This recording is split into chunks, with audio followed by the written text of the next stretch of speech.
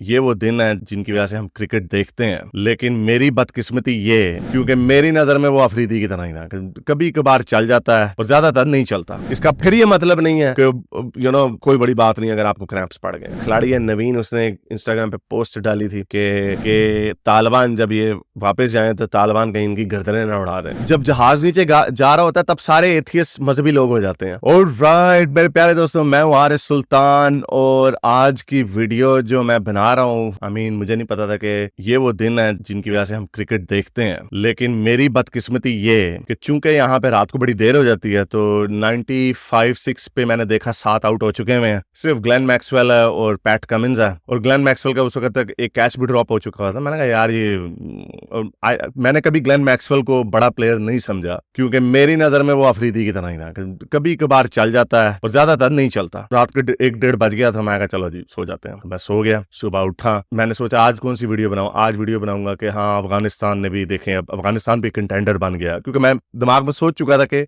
अफगानिस्तान जीत गया होगा मैच। फिर कोई अभी मैं ट्विटर पे छेड़खानी कर रहा हूं तो किसी ने मैसेज भेजा, ओह जी ग्लेन मैक्सवेल ने तो जी फाड़ के रख दिया है। फिर मैंने सोचा कि शायद कोई 70-80 रन बना लिए होंगे उसने। फिर देखा, मैंने कहा है 7 खिलाड़ी आउट और 294-95 रन, ये कैसे हो गया? 96 पे 7 आउट जब मैंने छोड़ा तो फिर बहरहाल मैं कभी रिकॉर्डिंग नहीं देखता मैच की, तो इसके ऊपर बात करते हैं। लेकिन आगे जाने से पहले इस वीडियो को ज्यादा से ज्यादा लाइक करें, शेयर करें, सब्सक्राइब करें। अगर इस चैनल को सपोर्ट करना चाहते हैं तो patreon.com/हारिस सुल्तान पर जाकर पेट्रन भी बन सकते हैं। और नीचे कमेंट्स में अपने ख्यालात का इजहार जरूर करें, बताएं कि क्या आपने इससे अच्छी ओडीआई इनिंग्स कभी देखी है किसी की। तो चलते हैं आज की वीडियो की तरफ। तो फिर मैंने कहा नहीं, केओ यहाँ पे हमारा एक ऐप है जो इनकी हाइलाइट्स वगैरह बना देती है, लेकिन वो हाइलाइट्स होती हैं आधे घंटे की, जिसमें 15 मिनट की वो होती हैं, बल्कि 20 मिनट की होती है। 10 मिनट की पहली इनिंग, 10 मिनट की दूसरी। मैंने कहा यार this will not do justice, I want to understand कि हुआ क्या। फिर मैंने देखा, पूरी रिकॉर्डिंग देखनी शुरू की जहां से मैंने मैच छोड़ा, तो बड़ी कैलकुलेटेड इनिंग्स थी। बीच में से स्लो ओवर भी थे, फिर एकदम से 2-3 छक्के आ जाते थे, 2-3 चौके आ जाते थे। फिर मैंने कहा यार, अब मुझे स्कोर पता चल गया था कि इसने 200 रन बनाया, और मैं देख रहा हूँ कि पैट कमिंस ने क्या किया होगा। पैट कमिंस 10 बॉलें 10 स्कोर किया कुछ 70-80 बॉलों पे। सो आई वाज लाइक ये क्या हो रहा है, हाउ इज दिस हैपनिंग। कहते हैं बेन स्टोक्स की वो जो हेडिंगले में जो टेस्ट इनिंग्स थी वो बड़ी जबरदस्त इनिंग्स थी। फिर अभी पिछले आखिरी एशेज में ही ऑलमोस्ट रीडिड इट। मेरे ज़हन में अमेजिंग चेजेस में से एक मुझे याद है, 2010 में अब्दुल रजाक साउथ अफ्रीका के खिलाफ खेले, कुछ 330-40 चेस कर रहे थे। पाकिस्तान की इसी तरह को 5-6 विकेटें गिर गई थी, 100-150 पे या 200 पे, समथिंग लाइक दैट, यानी इम्पॉसिबल था। तो अब्दुल रजाक ने आकर कुछ 9-10 छक्के मारे और 150-60 स्कोर किया और मैच जीत गए। वो भी ऐसा था क्योंकि यहाँ पे देर हो चुकी हुई थी, मैं सो गया। फिर मैं सुबह उठा, मैंने कहा है ये क्या हुआ। तो ये उन सारों से ऊपर है। और जो इसमें सबसे अजीब बात है, जो थोड़ी जिन्होंने कभी भी बल्ला पकड़ा है, बहुत सारे लोग ये समझते हैं, वो कहते हैं कि यार चलो जी अगर इंजरी हो गई है, टांग नाड़ चढ़ गई है तो चलो सिंगले ना लो, चौके छिके मारो। लेकिन लोगों को ये नहीं पता कि बैटिंग में तो होता ही फुटवर्क है, और जब आप ये शॉट्स मार रहे होते हैं तो आपको अपना पैर हिलाना पड़ता है, फुटवर्क करना पड़ता है, वेट को बैलेंस करना पड़ता है। तो इम्पॉसिबल होता है जो उसने किया, जो उसने खड़े खड़े छक्के मारे। आप हाँ ठीक है, यूं ही बल्ला घुमा सकते हैं सिर्फ अपनी टांगों को हिलाए बगैर, लेकिन वो जाती कहीं पे नहीं है शॉट्स, क्योंकि ये सारी गेम ही वेट को बैलेंस करने की होती है। तो उसने कैसे छक्के मारे और ये कैसे हो गया, it doesn't make any sense. तो मैं सोच रहा था, तो मैंने पूरी रिकॉर्डिंग देखी जो मैं पहले नहीं देखता होता था, हाइलाइट ज्यादा से ज्यादा देख लेनी थी। तो उसमें I was trying to make sense out of it. और ये मैं इसलिए कह रहा हूँ क्योंकि जो हमारे जैसे जो ज्यादा छोटे छोटे क्लब क्रिकेटर होते हैं ना, क्योंकि हमारी इतनी फिटनेस तो नहीं होती, तो गर्मी में अगर 35-40 डिग्री 40 डिग्री पे कॉल ऑफ हो जाता है यहाँ पे ऑस्ट्रेलिया में मैच। लेकिन अगर आप 35-36 में खेल रहे हैं, कड़ाके की धूप पड़ रही है, तो हम जैसे जो प्रॉपर फिटनेस नहीं होती, क्योंकि हम प्रोफेशनल प्लेयर्स नहीं है, तो हमें नाने चढ़ जाती हैं। और मुझे बहुत दफा चढ़ती हैं, हैमस्ट्रिंग में और काफ में। और हर लोगों के डिफरेंट प्लेयर्स की अपनी अपनी होती है, तो आपको पता है कि आप बिल्कुल भी नहीं खेल सकते। तो मैं ये सोच रहा था कि क्या वजह है कि इसने इतने लंबे लंबे छक्के मार दिए। तो ये मेरी एक्सप्लेनेशन है, लेकिन आई एम नॉट सेइंग कि this is the best explanation या यही सच है ये। और आप भी कमेंट्स में बताएं कि आपका क्या ख्याल है कि जिन्होंने क्रिकेट खेली है, कैसे अगर आपको इतने क्रैम्प्स पड़ रहे हैं, और जब आप देख रहे थे कि उसको करंट पड़ के झटके पड़ रहे थे, क्योंकि हल्का सा भी जब आप हिलते हैं तो बेड़े गर्क हो जाते हैं। तो उसकी बेस्ट एक्सप्लेनेशन मेरे नजदीक ये है कि ग्लेन मैक्सवेल नेचुरली फुटवर्क वाला प्लेयर नहीं है। आई नो कि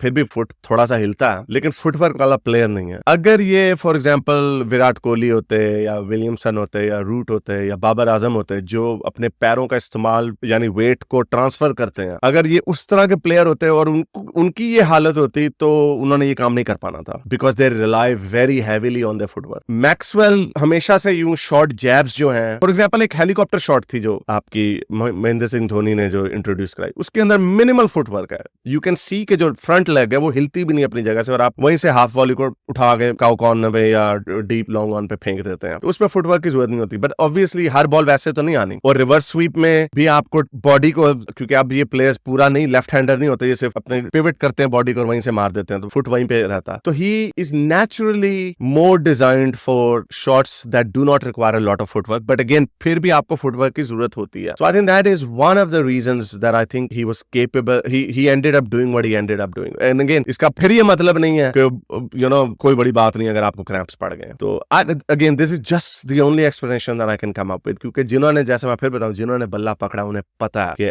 आप एक टांग के ऊपर नहीं खेल सकते। एनीवे, अफगानिस्तान ने, उनका एक खिलाड़ी है नवीन, उसने इंस्टाग्राम पे पोस्ट डाली थी कि क्योंकि ऑस्ट्रेलिया ने बायलैटरल सीरीज अफगानिस्तान से खेलने से इनकार कर दिया था जब तालिबान ताकत में आए थे, क्योंकि उन्होंने पहला काम, औरतों के दुश्मन है वो, उन्होंने आके वुमेन क्रिकेट टीम उड़ा दी थी, तो ऑस्ट्रेलिया ने कहा हमने इनके साथ बायलैटरल नहीं खेलनी। तो नवीन ने इंस्टाग्राम पे पोस्ट डाली कि भाई अब ये 2 पॉइंट्स हमें दे देंगे या अब इन्होंने ह्यूमन राइट्स को टेबल के नीचे फेंक देना। सो ऑब्वियसली दुनिया में चीजें ब्लैक एंड व्हाइट नहीं होती, यही वजह है कि इंडिया बायलैटरल सीरीज पाकिस्तान के साथ नहीं खेलता, लेकिन वर्ल्ड कप में क्यों अपने पॉइंट्स आया करें। तो ऑस्ट्रेलिया ने भी वही पोजीशन ली और खेल लिया, और probably they were going to lose, लेकिन फिर मैक्सवेल का जिन आ गया। सो अब मेरा ख्याल नवीन साहब को दुआ करनी चाहिए अपने प्यारे अल्लाह से कि तालिबान जब ये वापस जाए तो तालिबान कहीं इनकी गर्दनें ना उड़ा दें। On a serious note, I think Afghanistan वाहिद ऐसी टीम है जो मिनोज में से जिन्होंने कंसिस्टेंटली टीम्स को ट्रबल किया। ऑब्वियसली उन्होंने पाकिस्तान को हराया, उन्होंने ऑलमोस्ट ऑस्ट्रेलिया को हरा दिया। वो जो फाइन लेग पे जो उसने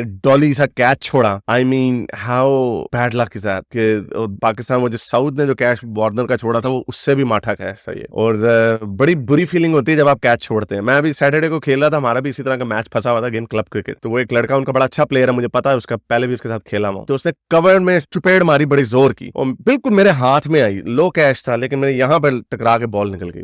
sometimes it sticks, sometimes it don't. तो बड़ी गंदी फीलिंग होती है। आप वो लोग कहते हैं ना कि यार जब जहाज नीचे जा रहा होता है तब सारे एथियस्ट मजहबी लोग हो जाते हैं, क्योंकि जब जहाज नीचे जाता है तो कहते हैं अल्लाह आज बचा ले, मैं बचा ले व्हिच इज अ लाई। लेकिन मैं आपको अंदर की बात बताता हूँ कि जो बंदा कैच छोड़ता है ना, चाहे वो एथियस्ट क्यों ना, वो अल्लाह से दुआएं या भगवान से या ईश्वर से दुआएं जरूर करता है कि इसको आउट कर ले, इसको उठा ले भगवान, वरना सारे का सारा जो मलबा है ना वो मेरे ऊपर गिर जाना, सारा इल्जाम मेरे ऊपर गिर जाना। तो वो फीलिंग हुई और वो लड़का, उसने कोई 70 स्कोर मारा और फिर हम मैच हार गए। और वो जाहिर बात है जो मेरी जो फीलिंग थी थ्रू आउट द मैच वो ऐसी थी कि यार ये क्या हो गया, हम वो मैच हार गए। So that's a very bad feeling. और अभी भी अफगानिस्तान हैव अ चांस, क्योंकि साउथ अफ्रीका के साथ उनका अगला मैच है। अगर वो 10 पॉइंट पे आ जाते हैं, न्यूजीलैंड श्रीलंका को हरा के 10 पॉइंट पे आ जाता है और पाकिस्तान इंग्लैंड को हरा के 10 पॉइंट पे आ जाता है, तो इन तीनों टीमों का जो फैसला होगा वो होगा कि रन रेट किसका बेहतर है। और इस वक्त जो सबसे अच्छी पोजीशन में है as far as the run rate is concern वो है न्यूजीलैंड। पाकिस्तान को एज ये है कि उन्हें टारगेट मिल जाएगा कि आपने कितने में इंग्लैंड को आउट करना है। इंग्लैंड, श्रीलंका और बांग्लादेश,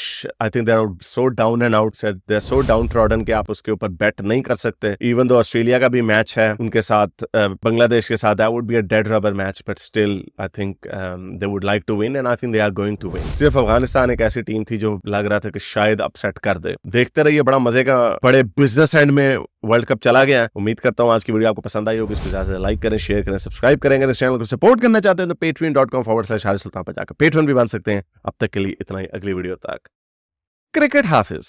अगर आपको मेरी ये वीडियो अच्छी लगी तो मेरे चैनल के मेंबर बनिए, पेट्रन बनिए, या फिर आप मुझे बाय मी या कॉफी में भी सपोर्ट कर सकते हैं।